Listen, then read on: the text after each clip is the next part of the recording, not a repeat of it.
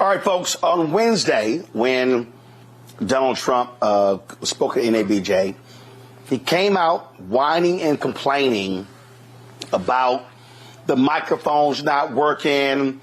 Y'all were late. Y'all had me waiting 35 minutes, you know, and he was just whining. He was lying. Before it came out, my frat brother, Phil Lewis, showed a photo I just sent y'all. Phil and I took a photo today. I need to show him some love. Phil, this is the photo of Phil. Okay, so I want to show you. I'll show the brother some love. This is the tweet that he posted on Wednesday with regards to why the program was late. It was supposed to start at 12 noon, did not start. He said, "I'm told that Trump is demanding that NABJ not do the live fact checking, and that's why the event hasn't started yet." Well, today, Axios reported this scoop that was the case. If y'all pull up their story. So they claim that backstage, the President Ken Lemon said that the mic issue was resolved quickly, that the Trump people did not want live fact checking to take place. Lemon was preparing a statement to read as to why Trump basically was going to leave, and then Trump decided to walk out on stage. Lemon confirms this to Axios. Here's my problem. And I've had people come to me, Roland, bruh, do you have to be so hard on NABJ? Yes. Because I believe in transparency. In this case, I believe President Ken Lemon, and I like Ken, I voted for Ken. But in this case, he's failed NABJ. Donald Trump sat on that stage and lied. And they knew he was lying. So they allowed that lie to be stated and to be spread across the nation and the world. And so then you come back and tell Axios what really happened. You don't tell the membership, you tell Axios. I'm not going to let that man sit on stage and basically say, we dealing with CP time here. They 35 minutes late. They ain't got their stuff together. They so weak, they microphones didn't work. That was a lie, and NABJ President Ken Lemon knew it. And what he should have done, the moment Donald Trump lied, he should have said, 1 second, hand me the microphone. He should have said, Donald Trump, he could have called him Mr. Trump if he wanted to. I wouldn't call him Mr. President. He should have said, Donald Trump, as the president of this organization, I cannot allow you to lie to our members or lie to the assembled media or lie to the world. What you just said is a lie. The delay took place because you and your team did not want us to have live fact checking of your appearance here. You are more than happy. We're more than happy to allow you to give your opinion. But if there's anything that's fake news, it's what you just said. And then he should have went back and sat down. That, for me, I got a problem with that, Matt. I got a problem when you let that man lie and embarrass your organization and you don't correct his ass in real time. Yeah, I think you've stated it perfectly. I don't know that I have too much to add beyond, I would say that I think we see that often, not even just in the NABJ context, but there is a deference and a diplomacy, a diplomaticness, if you will, paid to blatant dishonesty. And rather than allowing him to say it and then on the back end trying to triage it, you got to cut it off at the pass, like you were saying. Take the mic and say, no, that's not true, particularly when, as he is wont to do, you're playing on racial stereotypes. I mean, as you were saying, it's exactly what I was thinking. It's like he came and said, I'm here with you Negroes. Y'all on CP time, couldn't start on time. Your microphones ain't working. And that isn't true. What's true is you didn't want to be exposed to the live fact checking and you stalled this starting. And it is important that everybody there know that's exactly what it was and not some failing of the membership that makes it look like you did something wrong when you didn't. So I agree with you wholeheartedly. And again, Michael, I mean, folks like Red Roland, man, you being too hard on NABJ, you being too hard on the executive director, Drew Berry, you're being too hard on Ken Lemon. No, I'm not. I am a 35-year member of this organization. I have given a lot to this organization. I believe in transparency. I believe in truth. I believe that you stand up and you tell people everything that went down. And I'm sorry, you don't tell Axios something before you tell the membership. They could have sent out an e-blast correcting that. But again, you do not let that man lie on stage. And you don't come. First of all, do you know what I'm just saying?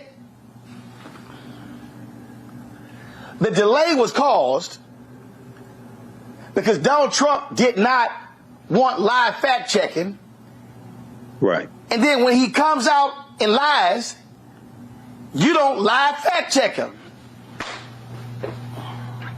Yeah, you know, I read the whole piece today from Axios.com. I saw your post on Instagram on the day of the conference, calling out the lies that the Trump War Room put out, saying that President Trump has been waiting backstage for NABJ to fix their audio issues, and you said that was 100% lie. So I saw that real time when you posted that. And on page 2 of the piece from Axios.com, Ken Lemon says Trump's team eventually asked NABJ not to post the fact checking on its social media platforms or allow the moderator to disclose that there would be fact checking. So, you know, there comes a point you have to show some integrity. And I know Ken Lemon was saying, OK, there were 2,000 people there. They started lining up for 3 hours. But sometimes you just have to say, you know what? It's better that he doesn't take the stage, because not only did he lie, but he continued to attack African-American female journalists like Rachel Scott, who were just doing their job. Rachel Scott of ABC News, just doing their job and holding him accountable because he really didn't want to answer the questions, just like he didn't want to answer the questions in the June 27th debate. So sometimes it's better not to let somebody like that take the stage. But what Donald Trump wanted is he wanted clips that they could play on Fox News to show him engaging with African Americans. And then they say, oh, they were hostile to him except for Harris Faulkner, who's a token at Fox News. Let's just be honest. OK, she didn't ask any really hard pressing questions. I think the last question was about Project 2025, something like that. So this is really problematic. And I think, you know, I'm not a member of NABJ. I have been to an event, a conference or screening of a movie with Spike Lee a few years ago here in Detroit. They got played with this. This is like really embarrassing. And it's caused a rift in NABJ also. Yeah, I mean, and again, my problem is you let the man lie. Yes. And you didn't correct him. And that to me, you got see, here's the whole deal, Matt, and I think this is the problem. You got a lot of mainstream journalists, they don't want to, no, we can't be confrontational, we can't feel as if, I mean, you got Harris Faulkner, her trifling ass, said yesterday that she felt that Rachel Scott, her opening question was too aggressive and didn't say glad to have you here, and good afternoon, Mr. Trump, and didn't say, sorry about the assassination attempt 18 days ago, and on and on and on. That ain't her job. They started late. They had finite time. Rachel got right to the questions. That's what you're supposed to do. But I'm just sitting here, I'm like, yo, like these black journalists and other journalists have got to stop this deferential bullshit when you dealing with a bullshit artist. And that's my problem. They want to sit here, no, we can't do that because it's going to look like, we're biased. No. When a person lies, like when they come on this show, if you want to give your opinion, give your opinion. But if your ass lie, I'm going to shut the lie down, set the truth, and then say, go ahead and finish. But I don't understand allowing the lie to stand, and you don't say nothing, even after the thing was over, and he walked off. Man, come on, dog. Man, go ahead. Again, you said it all. I mean, here's the thing. First, no. I want you to get your thoughts on. I think too many of these mainstream journalists, are being deferential to him and not wanting to push, not wanting to aggressively question. It's just, no, he's a Republican nominee, so, we have to do these things. You ain't dealing with a normal-ass person. No. Right, I'll take it a step further. I don't think they're just being deferential. I think sometimes they're afraid. And I don't understand why. Because this is a guy who's, all hat and no, I can't remember the idiom. But in any event, all hat, no cattle. I know, all hat, no cattle. I mean, here's the thing. It's all fluff. It's all hot air. So when he gets pressed on it, he's going to fold like a house of cards. And I don't understand why journalists are not harder hitting on him, especially because, correct me if I'm wrong, but journalistic ethics require that, right? You got to get to the truth. You can't disseminate things are dishonest. So especially in a situation like this, because it's always about him and it's always about sound bites and it's always about creating certain impressions. So I don't understand why they didn't take the opportunity to plant the flag here and literally say, we're not going to have this unless you submit to live fact checking, and go out on stage and say, Mr. Trump, however you want to refer to him, does not want to engage in the fact checking. That is something that we're requiring for this event to go on. So it's not going to go on, because then you have the credibility of saying we're doing it the right way and we're not going to allow him to come out and lie, and we're not going to give him deference and a stage on which to do that. And that to me seems to be like the quintessential journalistic ethic that you're required to use. So I don't understand why they did not push him harder here, and why journalists across the board allow him to lie and don't just cut it off at the pass in every instance where they know it's happening. And Michael, I am so sick of trifling. For her to sit. You breaking up, bro.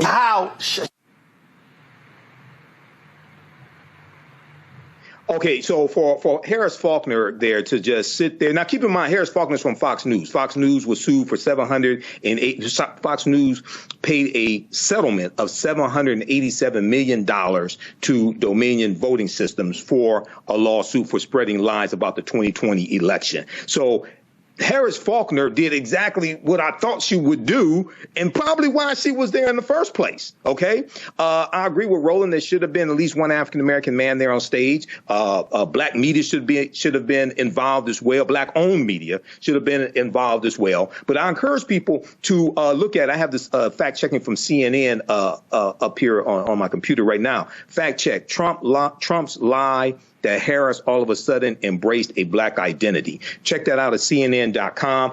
Not only does he continue to attack African-American female journalists especially, but then he goes and lies on Vice President Kamala Harris in front of a room full of African-Americans. So, we have to be more responsible, I think, when it comes to who we put on stage, who we allow to go on stage in front of African Americans, especially if they don't agree to being fact checked. Sometimes it's better to just walk away. What are your thoughts on that, Matt?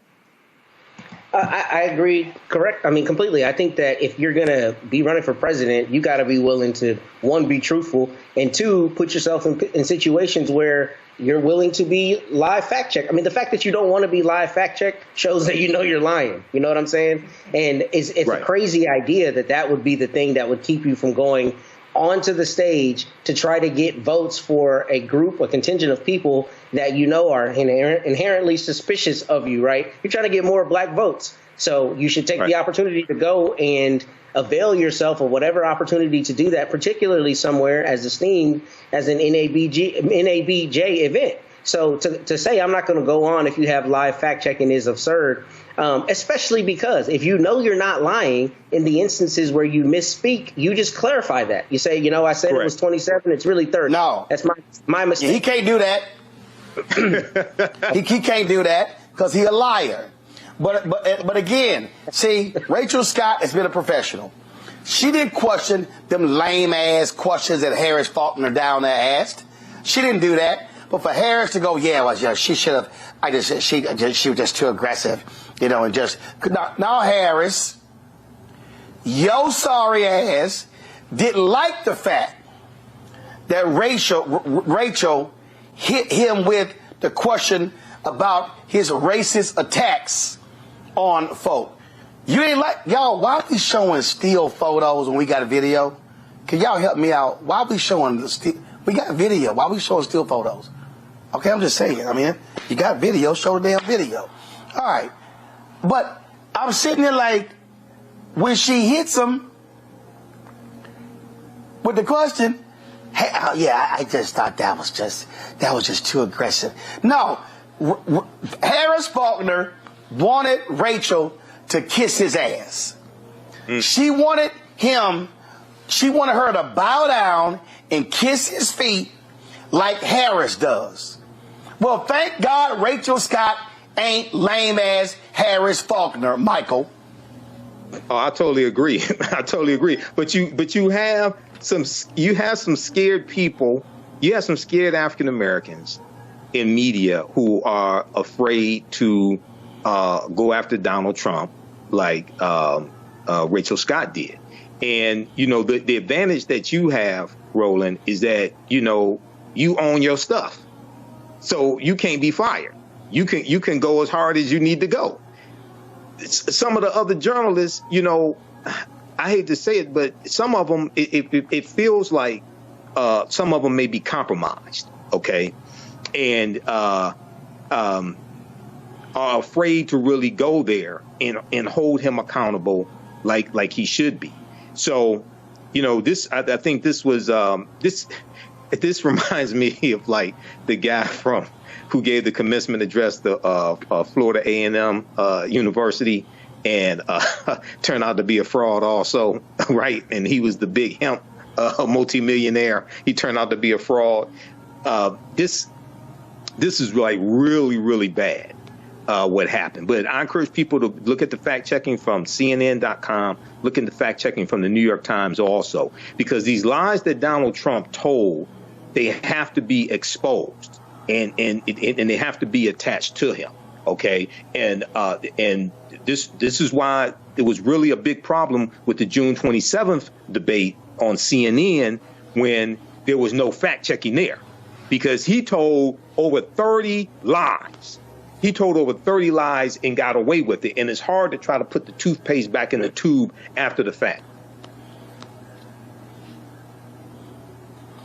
Well, I just sit here and just watch this. And again, I'll say this here, and I'm going to close the segment out with this here. Harris Faulkner, keep Rachel Scott's name out your mouth. Mm-hmm. Right. Go on over there with your Trump-loving network, but keep Rachel Scott's name out your mouth.